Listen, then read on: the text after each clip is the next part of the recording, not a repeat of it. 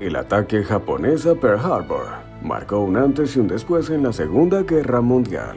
Pero lo que vino después fue más que una simple represalia. ¿Te imaginas una operación secreta, planeada con tal precisión, que terminó con la vida del comandante que diseñó el ataque inicial?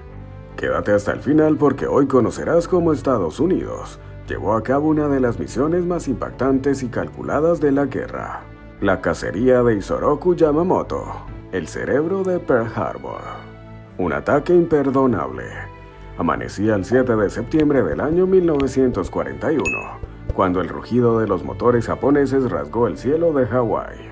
En una emboscada meticulosamente calculada, más de 300 aeronaves japonesas entre bombarderos y cazas atacaron de forma sorpresiva la base naval de Pearl Harbor, donde reposaba buena parte de la flota del Pacífico de los Estados Unidos.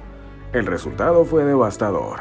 Más de 2.400 personas murieron, decenas de buques fueron hundidos o seriamente dañados, y casi 200 aviones quedaron destruidos sin siquiera haber despegado. Pero más allá del impacto militar, aquel día quedó grabado como una traición imperdonable que encendió una rabia profunda en el pueblo estadounidense. La nación entera, que hasta entonces dudaba sobre involucrarse plenamente en la guerra mundial, despertó con un solo propósito: vengarse. La ofensa no fue solo táctica, fue emocional.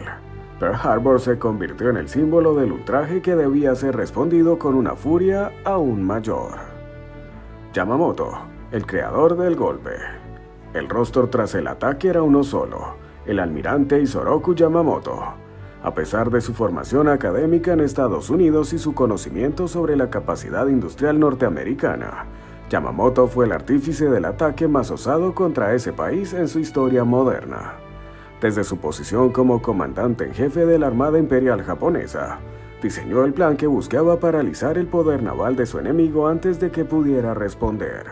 Su rostro adornaba carteles de propaganda, y sus palabras eran repetidas como provocaciones.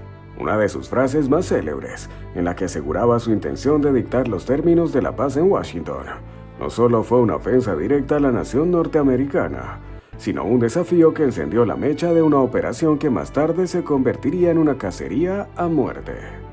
Para Estados Unidos, Yamamoto no era simplemente un enemigo, era el responsable directo de la sangre derramada en Pearl Harbor.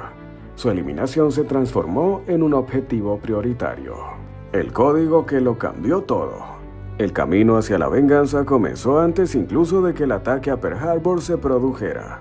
Estados Unidos, a través de su incipiente pero eficaz sistema de inteligencia, llevaba años observando y descifrando las comunicaciones encriptadas de las potencias enemigas. Tras la agresión japonesa, esa labor se intensificó de forma drástica. El código conocido como JN-25, utilizado por la Armada Imperial para sus mensajes más sensibles, fue lentamente quebrado por analistas norteamericanos. Y fue así como en abril del año 1943 interceptaron un mensaje que cambiaría el rumbo de los acontecimientos. Yamamoto viajaría a la isla Bougainville para inspeccionar a sus tropas y reforzar la moral del frente. Los detalles eran específicos: día, hora, tipo de avión y escolta. A partir de ese momento, no era solo una posibilidad, era una decisión. La inteligencia estadounidense acababa de entregarle al Andomalno militar una oportunidad única para vengar Pearl Harbor con precisión quirúrgica. Operación Venganza, el plan maestro. La información era clara, pero el riesgo también. Interceptar a Yamamoto significaba enviar a una escuadrilla de cazas P-38 Lightning a recorrer más de 700 kilómetros, en una misión de alta precisión, cruzando territorio enemigo y sin margen de error. La operación fue bautizada simplemente como Venganza. El grupo seleccionado entrenó en secreto, bajo instrucciones estrictas de mantener silencio radial absoluto y volar a pocos metros sobre el nivel del mar para evitar ser detectados por los radares japoneses. Se trataba de una misión suicida para muchos. El combustible apenas alcanzaba, la posibilidad de encontrar al avión exacto era reducida y el tiempo jugaba en contra. Pero el simbolismo de la misión superaba cualquier riesgo. Estaban a punto de golpear el corazón estratégico y emocional del enemigo.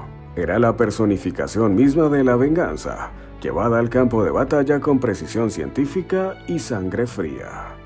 El momento del ataque. El 18 de abril de 1943, poco después de las 9:30 de la mañana, la patrulla estadounidense localizó 2 bombarderos japoneses Betty, escoltados por cazas Mitsubishi. Uno de ellos transportaba al almirante Yamamoto. Lo que siguió fue una escena breve pero feroz. Los P-38 se abalanzaron sobre la formación japonesa, rompiendo finalmente el silencio que habían mantenido durante todo el trayecto. El combate fue tan vertiginoso como letal. Uno de los aviones estadounidenses logró impactar el motor del bombardero de Yamamoto, que comenzó a descender envuelto en fuego hasta estrellarse entre la selva de Bougainville. Aquel impacto no solo destruyó la aeronave, sino que puso fin a la vida del arquitecto del ataque a Pearl Harbor. El cuerpo fue hallado después, aún aferrado a su sable ceremonial. Para los pilotos norteamericanos la misión había sido cumplida. Para el resto del país aún era un secreto. Una victoria que debía mantenerse en secreto. Aunque el objetivo se había alcanzado con éxito, el triunfo no fue celebrado de inmediato. Había una razón poderosa para el silencio. Si Japón descubría que su código JN-25 había sido descifrado, cambiaría de inmediato todo su sistema de comunicación, lo que significaría perder una de las mayores ventajas estratégicas de la guerra. Así que el derribo del avión de Yamamoto fue cuidadosamente ocultado. Los informes oficiales se limitaron a confirmar la muerte, sin entrar en detalles. La historia fue enterrada bajo otras noticias del frente. Ni siquiera los medios norteamericanos fueron informados de lo ocurrido. La victoria debía mantenerse en la sombra para que los aliados continuaran espiando y anticipando los movimientos del enemigo. Era una paradoja brutal. La más precisa de las venganzas debía permanecer invisible ante el mundo. Consecuencias que cambiaron la guerra. La desaparición de Yamamoto marcó un antes y un después en la Guerra del Pacífico. Su muerte no solo fue un duro golpe a la moral de las fuerzas japonesas, sino también una pérdida irreemplazable para la estructura de mando nipona. Yamamoto era más que un comandante, era un símbolo viviente de la estrategia imperial, y su ausencia dejó un vacío que no se llenó jamás. Pero el impacto no fue únicamente simbólico. La eliminación del almirante coincidió con una serie de derrotas japonesas clave, desde la batalla de Midway hasta los combates en Iwo Jima y Okinawa, que deterioraron por completo la capacidad defensiva de Japón. La presión aliada aumentó con cada semana, y lo que comenzó como una misión de venganza se convirtió en un punto de inflexión que debilitó al enemigo desde dentro. Aquel disparo en la selva no solo acabó con un hombre, sino que aceleró el colapso de un imperio. Así fue como Estados Unidos ejecutó una de las venganzas más precisas y mortales de toda la historia militar. Todo por un ataque sorpresa que despertó a un gigante dormido. Pero ahora dime tú, ¿crees que la muerte de Yamamoto realmente cambió el curso de la guerra? ¿O solo fue una pieza más en un tablero lleno de destrucción? Déjanos tu comentario en la parte de abajo y no olvides suscribirte y activar la campanita para disfrutar de más contenido como este. Nos vemos en la próxima ocasión.